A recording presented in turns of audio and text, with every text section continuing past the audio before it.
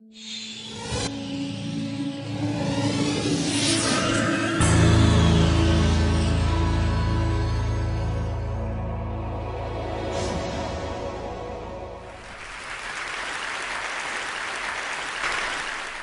like to take you to another world, and I'd like to share a 45-year-old love story with the poor living on less than $1 a day.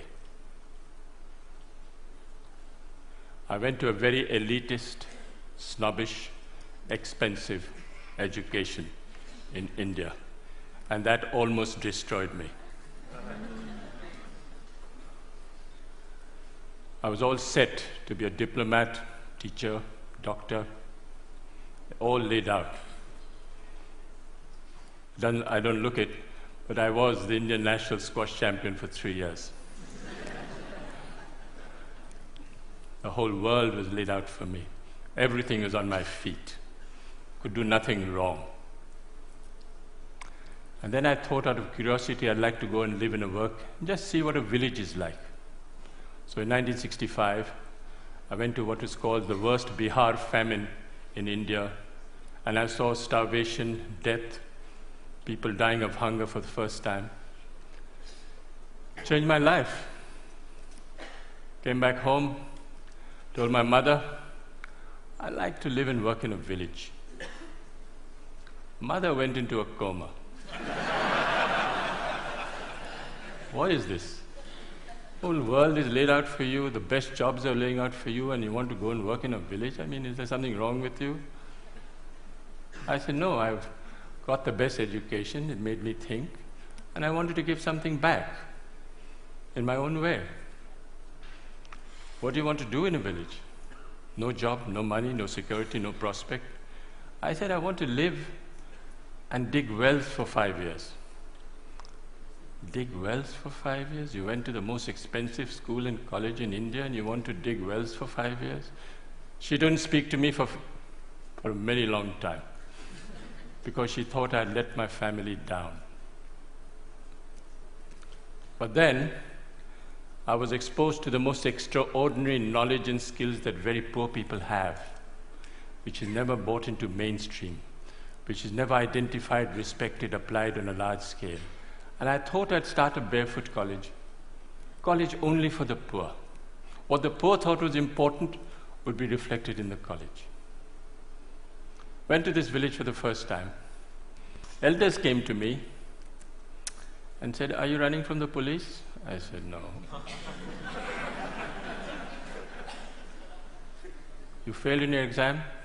I said, no. You didn't get a government job? I said, no. What are you doing here?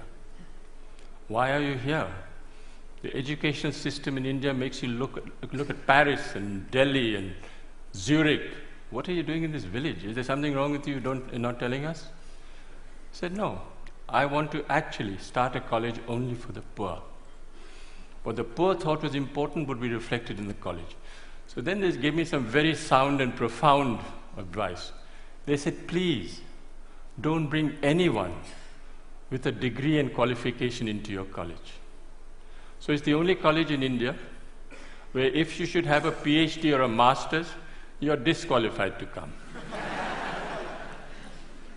You have to be a cop-out or a washout or a dropout to come to our college.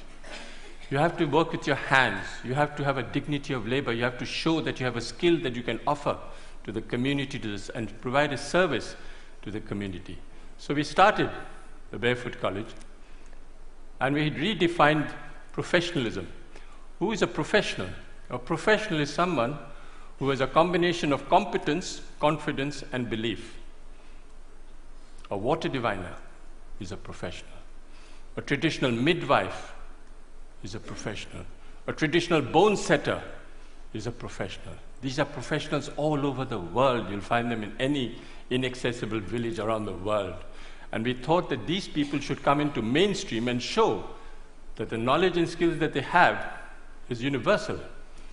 It needs to be used, it needs to be applied, it needs to be shown to the world outside that these knowledge and skills are relevant even today. So the college works following the lifestyle and work style of Mahatma Gandhi. You eat on the floor, you sleep on the floor, you work on the floor. There are no contracts, no written contracts. You can stay with me for 20 years, go tomorrow. And no one can get more than $100 a month. You come for the money, you don't come to Barefoot College. You come for the work and the challenge, you come to the Barefoot College. That is where we want you to try crazy ideas. Whatever idea you have, come and try. Doesn't matter if you fail. Battered, bruised, you start again. It's the only college where the teacher is the learner and the learner is the teacher. And it's the only college where you don't give a certificate. You are certified by the community you serve. You don't need a paper to hang on the wall to show that you are an engineer. So when they said that, they said, well, show us what is possible. What are you doing? This is all mumbo jumbo if you can't show it on the ground. So we built the first Barefoot College in 1986. It was built by 12 barefoot architects who can't read and write. Built on $1.50 a square foot. 150 people lived there, worked there. They got the Aga Khan Award for Architecture in 2002. But then they suspected, they thought there was an architect behind it. I said, yes, they made the blueprints, but the barefoot architects actually constructed the college. We are the only ones who actually returned the award for $50,000 because they didn't believe us and we thought that they were actually casting aspersions on the barefoot architects of Thilonia. I asked a forester, high-powered, paper-qualified expert. I said, what can you build in this place? He had one look at the soil and said, forget it, no way, nothing can work. No water, rocky soil. I was in a bit of a spot, and I said, okay, I'll go to the old man in the village and say, what should I grow in this pot? He looked quietly at me and said, you build this, you put this, and it'll work. This is what it looks like today. Went to the roof, and all the women said, clear out. The men should clear out because we don't want to share this technology with the men. This is waterproofing the roof. It is a bit of jaggery, bit of urine, and a bit of other things I don't know, but it actually doesn't leak. Since 1986, it hasn't leaked. This technology, the women will not share with the men. It's the only college which is fully solar electrified. All the power comes from the sun. 45 kilowatts of panels on the roof and everything works out of the sun for the next 25 years. So long as the sun shines, I have no problem with power. But the beauty is that it was installed by a priest, a Hindu priest who's only done 8 years of primary schooling. Never been to school, never been to college. He knows more about solar than anyone I know anywhere in the world. Guaranteed. Food, if you come to the Barefoot College, is solar cooked. But the people who fabricated that solar cooker are women. Illiterate women who actually fabricate the most sophisticated solar cooker. It's a parabolic Scheffler solar cooker.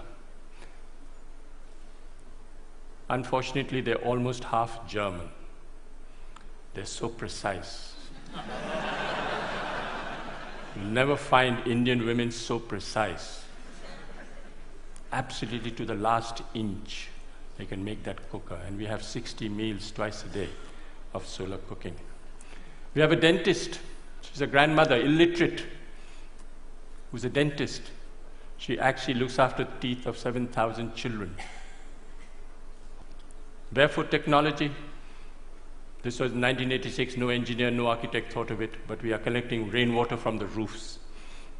Very little water is wasted. All the roofs are connected underground to a 400,000 liter tank, and no water is wasted. If we have 4 years of drought, we still have water in the campus because we collect rainwater. 60% of children don't go to school because they have to look after animals, sheep, goats, domestic chores. So we thought of starting a school at night for the children. We call the night schools of Thilonia. Over 75,000 children have gone through these night schools because it's for the convenience of the child. It's not for the convenience of the teacher. And what do we teach in these schools? Democracy, citizenship, how you should measure your land, what you should do if you're arrested, what you should do if your animal is sick. This is what we teach in the night schools. But all the schools are solar lit. Every 5 years, we have an election between 6 to 14-year-old children participate in a democratic process, and they elect a prime minister. The prime minister is 12 years old. She looks after 20 goats in the morning, but she's prime minister in the evening. She has a cabinet, Minister for Education, Minister for Energy, Minister for Health, and they actually monitor and supervise 150 schools for 7,000 children. She got the World's Children's Prize 5 years ago, and she went to Sweden. First time ever going out of a village, never seen Sweden, wasn't dazzled at all by what was happening. And the Queen of Sweden, who's there, turned to me and said, "Can you ask this child where she got her confidence from? She's only 12 years old, and she's not dazzled by anything." And the girl who's on her left turned to me and looked at the Queen straight in the eye and said, "Please tell her I'm the Prime Minister."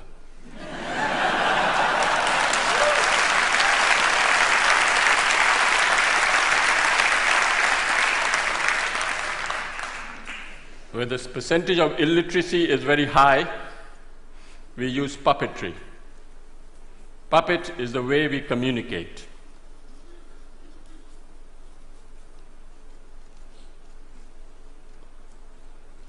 You have Joachim Chacha, who's 300 years old.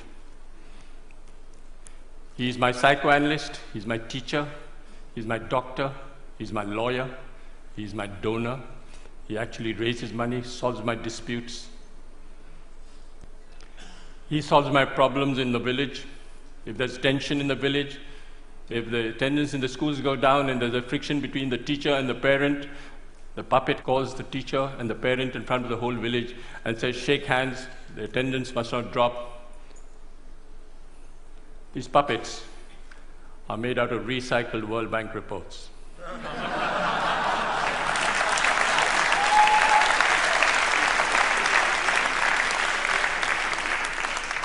So this decentralized, demystified approach of solar electrifying villages, we've covered all over India, from Ladakh up to Bhutan. All solar electrified villages by people who have been trained. When we went to Ladakh and we asked this woman, at minus 40, you have to come out of the roof because there's no place, it's all snowed up on both sides. And we asked this woman, what was the benefit you had from solar electricity? And she thought for a minute and said, "It's the first time I can see my husband's face in winter." Went to Afghanistan. One lesson we learned in India was men are untrainable. Men are restless, men are ambitious, men are compulsively mobile, and they all want a certificate. All across the globe, you'll have this tendency of men wanting a certificate. Why? Because they want to leave the village and go to a city looking for a job. So we came up with a great solution: train grandmothers. What's the best way of communicating in the world today? Television? No. Telegraph? No. Telephone? No. Tell a woman.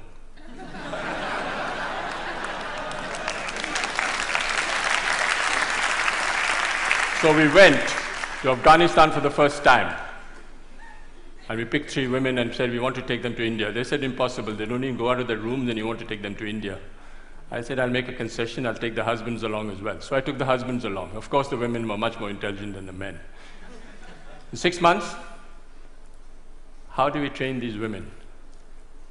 Sign language. You don't use the written word. You don't use the spoken word. You use sign language.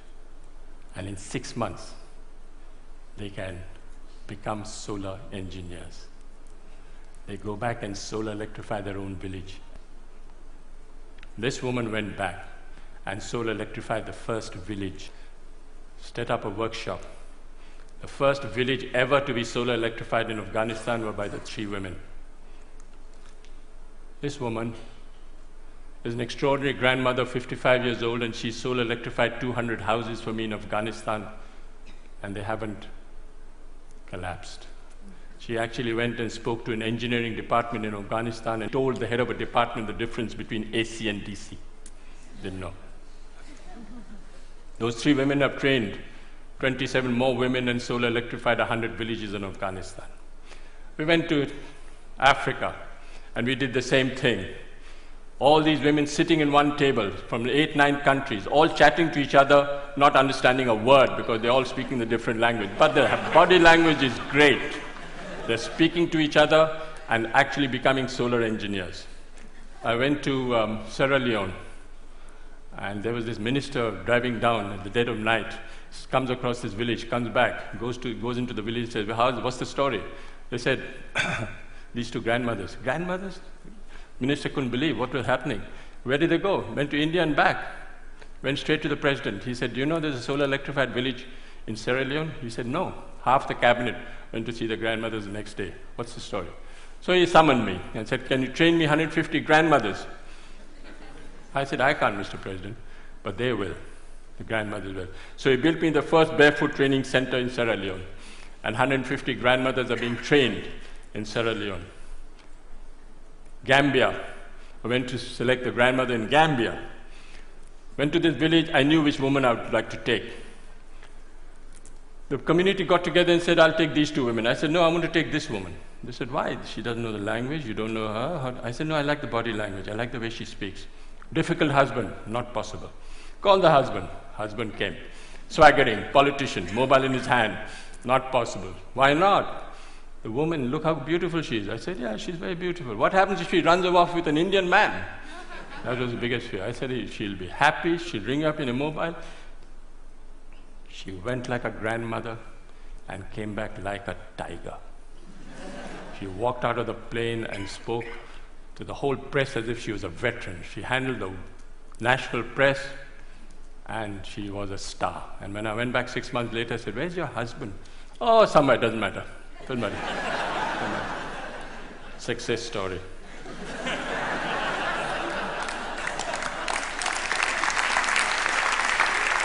I'll just wind up by saying that I think you don't have to look for solutions outside. Look for solutions within and listen to people. They have the solutions in front of you. They're all over the world.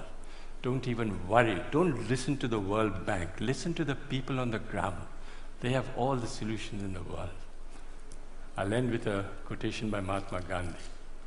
First they ignore you, then they laugh at you, then they fight you, and then you win. Thank you.